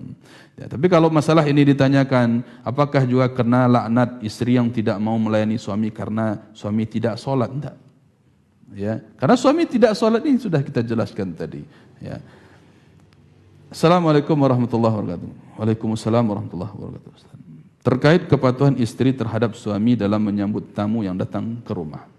Bagaimana jika yang datang ke rumah tetangga sekitar rumah? Bagaimana jika yang datang ke rumah itu adalah tetangga sekitar rumah? Seorang ibu-ibu yang ada urusannya dengan si istri. Atau seorang mama atau paman yang datang ke rumah, yang pada saat itu suami tidak berada di rumah. Bagaimana sikap seorang istri seharusnya, Ustaz? Apakah boleh membukakan pintu atau tidak, Ustaz? Barakallahu fikum. Kalau memang suaminya sudah menjelaskan, ya suaminya sudah ya sebagaimana syariat tadi menjelaskan bahwa harus ada izin dulu. Harus ada izin dengan suami, maka di sini mintalah pemakluman kepada suami. Ya, beritahu, kasih tahu kepada suami. Di sini biasa ibu-ibu ya ada yang datang ke rumah, ada yang begini, harus tahu suami. Ya, komunikasikan. Ini masalahnya masalah komunikasi, jemaah. Komunikasikan dengan suami. Ya, jangan hanya pandai-pandai sendiri. Ya, kalau memang keadaannya demikian, memang kita hidup bertetangga, tidak ada masalah. Ya, tentunya kaum ibu-ibu dengan kaum ibu-ibu, wanita dengan wanita, ini dalam komunikasi mereka hal yang biasa. Maka wanita tersebut ingin bertamu ke rumah, maka beritahukan dulu keadaan tersebut kepada suami, dan suami tentu dengan demikian mempertimbangkan. Kalau memang suami tidak mengizinkan, itu hak dia. Tidak mengizinkan jangan dipaksa. Bisa jadi suami ini menjaga kehormatan keluarga. Kok rumah wak yo mau deko bantuan perabot wak yo ndak mau de orang do. Kok masuk lo orang kamari beko ndak buat tiwak. Tasabi de orang keluar mau deko, di situnya makan, di situnya lalu, di situnya memasak. Itu jo ruangannya baru ndak do sampai bertamu. Ndak diizinkan oleh suami, itu kebijaksanaan suami. Silahkan. Tapi kalau memang suaminya mengizinkan ya ndak ada masalah. Kadang memang ada jemaah yang kami muliakan, orang-orang yang tidak mau terlihat keluar bahwa dia seorang miskin, tidak mau dia. Dia menjaga harga diri. Makanya tidak diperbolehkan siapapun orang lain dimasuk ke rumahnya, itu biasa, tidak ada masalah. Khawatir harga dirinya jatuh di luar. Ya. Sampai-sampai orang-orang ini terpuji, kata Allah Subhanahu wa taala, yahsabuhumul jahilu aghniya minat ta'affuf. Orang-orang yang tidak tahu mengira ini orang kaya. Kenapa? Karena dia dengan ta'afu menjaga kehormatan dirinya. Tidak terpandang hina di depan orang lain, tidak terpandang miskin. Dia menjaga harga dirinya. Maka bisa jadi dengan kebijaksanaan demikian seorang suami tidak mengizinkan ada tamu masuk rumah. Itu urusan dia. Nah, itu hak dia sebagai seorang suami. Maka harus ada izin dulu. Begitu juga dengan yang lain seperti mama di sini atau paman. Walaupun itu mahramnya seorang istri, mahram dari istri, maka tetap saja harus ada pemberitahuan dahulu. Karena bagaimanapun juga suami itu pemimpin atas istrinya. Bukan mamanya yang jadi pemimpin. Enggak. Ya, bukan pamannya yang jadi pemimpin di dalam rumah tangga. Enggak. Karena kewajiban tadi sudah kita jelaskan, kalaupun boleh kata Rasulullah, wanita atau seseorang sujud kepada orang lain, maka aku perintahkan seorang wanita sujud kepada suami. Katakan di situ suami, menunjukkan itu yang paling tinggi pemimpin bagi wanita. Bahkan bukan ayahnya, tapi suaminya. Bahkan bukan mama atau pamannya, tapi suaminya. Itulah pemimpin bagi wanita. Maka tetap saja harus dikomunikasikan kepada suami kalau memang ada tamu yang akan datang. Baik. Assalamualaikum warahmatullahi wabarakatuh. Waalaikumsalam warahmatullahi wabarakatuh. Apa saja bentuk uzur syar'i istri ketika tidak bisa memenuhi keinginan suami? Barakallahu fikum. Ini diantara hal yang sudah kita jelaskan, yaitu diantaranya adalah ketika haid. Bahkan Allah Subhanahu wa taala ya melarang seorang suami ya menggauli istrinya dalam keadaan wanita tersebut haid. Kalau suaminya ngotot, dia yang berdosa. Ini diantara dosa besar yang lain. Karena Allah katakan fa'tazilun nisaa fil mahyid wa la taqrabuhunna hatta yatahurna. Dalam surat Al-Baqarah ayat 222, maka tinggalkanlah berhubungan dengan istri di saat wanita tersebut, istri tersebut sedang masa haidnya. Dan jangan kalian dekati mereka dalam hubungan suami istri ini hatta yatahurna, sampai wanita tersebut bersuci, mandi besar dulu, baru boleh. Maka ini larangan dari Allah Subhanahu wa taala. Ini udzur bagi wanita untuk meninggalkan ajakan suaminya. Atau karena sakit. Ini juga udzur, tidak sanggup ya karena sakit, mengkhawatirkan ya, atau misalnya wanita ini sudah hamil, sakit-sakitan, dia tidak sanggup melayani, sudah. Ini udzur juga. Boleh menolak dalam keadaan demikian, namun tetap dijelaskan, dikomunikasikan. Jangan sampai ya kemudian diam-diam saja, tidak menjelaskan keadaan. Ini justru membuat fitnah besar lagi. Nyolah jaleh nyo haid. Kemudian suami tidak tahu, tapi nyo tidak memberitahu. Itu masalah nanti. Ya, bahkan suami mengira ada ya, kebencian di situ, ada hal-hal yang kemudian karena memang tidak dikomunikasikan timbul perkara yang lain. Barakallahu fikum.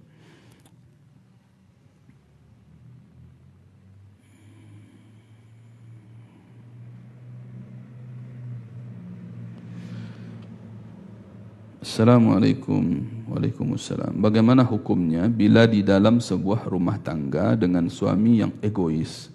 Terkadang kita berbeda pendapat dengan suami, sedangkan pendapat istri itulah yang benar akhirnya. Tapi terkadang untuk menerima kebenaran dari istri itu sulit diterima suami karena suami berpendapat dia lebih hebat karena dia adalah pemimpin. Barakallahu fikum. Jamaah yang kami cintai dan kami muliakan karena Allah Subhanahu wa taala, sebuah kaidah besar, la ta'ata lil makhluq fi ma'siyatil khaliq. Tidak ada ketaatan kepada makhluk dalam rangka bermaksiat kepada Allah Sang Khalik. Terjadi cekcok dalam rumah tangga, berselisih, berbeda pendapat. Lihat dulu pendapat di sini, apakah betul ya kita di atas kebenaran bagi seorang wanita, di atas kebenaran untuk mengingatkan suami. Memang parangai suami konan salah, bertentangan dengan Al-Quran. Kalau begitu keadaannya, betul dia di atas kebenaran. Harus dia sampaikan. Dan seorang suami harus paham dengan kadar dirinya di atas kesalahan yang melanggar syariat. Tetapi kalau masalahnya hanya perkara duniawi, rancak cat rumahku, cocoknya kok coklat, ya konsennya krem, ceknya begitu. Tidak cocok dong. Itu salah itu mereka. Perkara duniawi seperti ini ya, tidak perlu diperdebatkan jemaah yang kami muliakan. Perkara seperti ini hanyalah yang tasamu saya sudahlah bakit nang karancak ada laki salah selesai. Walaupun memang mungkin wanita tersebut benar secara teorinya, ya tidak cocok, tidak micing warna itu dong misalnya. Tapi suami yang menginginkan yang lain, ya nan batu apa dusi itu. Ya, dan batua istrinya, tapi suami salah dalam memilih warna atau dalam memilih hal yang lain yang sifatnya duniawi, itu biarkan, itu keputusan suami sebagai pemimpin. Itu tidak dikatakan egois. Tetapi kalau memang masalahnya suami ini, ya, sudah diingatkan dalam perkara yang melanggar syariat, maka perkara-perkara seperti ini memang butuh penengah, itu sikapnya, butuh penengah. Bahkan tidak sholat. Bako modeko, itu diadakan ya musyawarah dengan penengah tadi, diadakan musyawarah. Lah modeko kesalahan, pelanggaran yang diingatkannya tidak namuah, yang diingatkannya tetap egois. Ya, diajaknya berunding tetapnya egois marason paling batu surah. Lihat dulu permasalahannya apa. Kalau memang dia melanggar syariat, melanggar ayat dan hadis, ya ini perlu penengah untuk memahamkan suami ini. Tetapi kalau perkaranya sifatnya hanya duniawi saja, keceko konan batua, bertentangan dalam perkara-perkara duniawi, maka ikuti suami. Barakallahu fikum, Allahu a'lam. Assalamualaikum. Waalaikumsalam. Bagaimana kalau suami tidak menjalankan kewajibannya menafkahi istri? Istri dijadikan tulang punggung. Bagaimana sikap kita sebagai istri? Barakallahu fikum. Ini musibah lain jemaah yang muliakan. Ketika suami yang tidak memberikan nafkah, berarti ini termasuk pelanggaran yang datang dari suami. Kalau memang, lihat jemaah, keadaannya, dilihat dari awal. Kalau memang seorang wanita itu bersedia dinikahi oleh seorang laki-laki, yang wanita itu katakan, aku siap terimamu mas apa adanya. Kalau memang itu keadaan dari awal, walaupun suaminya ini miskin, walaupun suaminya ini cacat, tidak sanggup memberikan nafkah, tidak punya kepandaian untuk mencari nafkah, maka tidak ada alasan untuk menggugat cerai.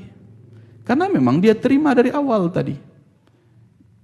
Beda halnya kalau memang seorang laki-lakinya datang juga gagah-gagahan tadi. Ya, ingin melamar anak seorang, pakailah oto gagah atau rancak, pakaiannya necing sebagainya, necis pakaiannya, rambut sikitnya jilik kudo orang kan. Alah pandainya bagayamu deko naudzubillah. Tiba sudah akad basalang sado kironya. Sampai-sampai minyak buat babinjam meminta ke kawan kosnya.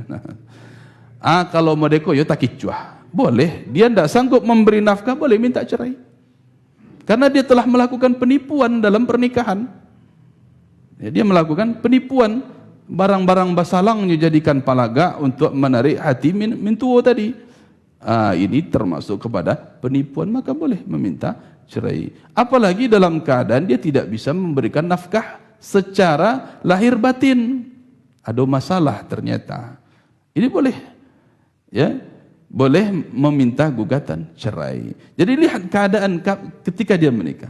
Kalau suaminya ini calon suami misalnya sudah berterus terang, awak je modeko kekurangan, awak modeko kekurangan, tidak sanggup, awak cacat modeko, tidak aduh, awak terima kan? Tidak bolehnya meminta kemudian karena tidak sanggup memberikan nafkah, tidak boleh dia diminta cerai. Ini dijelaskan oleh para ulama, di antaranya di dalam kitab Subulus Salam yang ditulis oleh Imam As-San'ani rahimahullah taala tentang keadaan demikian. Lihat bagaimana keadaan awal dia menikahi tadi. Sehingga menjadikan istri tulang punggungnya, lihat tadi. Kalau memang dia ridho dari awal keadaan demikian, ya sudah. Tapi kalaulah menikahnya, tadi awalnya kecilnya leh sanggup menafkahi. Lah berjalan waktu, hanya tidak menafkahi, le suruhnya istrinya karajonya di rumah goyang-goyang kakinya, empuk-empuk domino le lapau. Itu boleh dimintai cerai itu. Hanya membayi domino memang lakak yang dilapau. Hari pagi dan sampai siang dan kopi sekali tidak habis-habis, boleh digugat cerai. Itu bukan dia tidak sanggup memberi nafkah, tapi malih. Itu masalah yang perlu dipertimbangkan bagi seorang wanita. Makanya jemaah yang kami muliakan, wanita itu adalah tulang rusuk, jangan dijadikan tulang punggung. Barakallahu fikum. Cukup sampai di sini. Salah dan kurang kita mohon maaf atas apa yang telah kita sampaikan. Mudah-mudahan bermanfaat bagi kita. Seluruhnya kesalahan kebenaran datang dari Allah Subhanahu wa taala. Adapun kesalahan datang dari kami yang penuh dengan kekurangan. Barakallahu fikum. Kita tutup dengan doa kafaratul majlis. Subhanakallahumma bihamdik asyhadu an la ilaha illa anta astaghfiruka wa atubu ilaik. Assalamualaikum warahmatullahi wabarakatuh.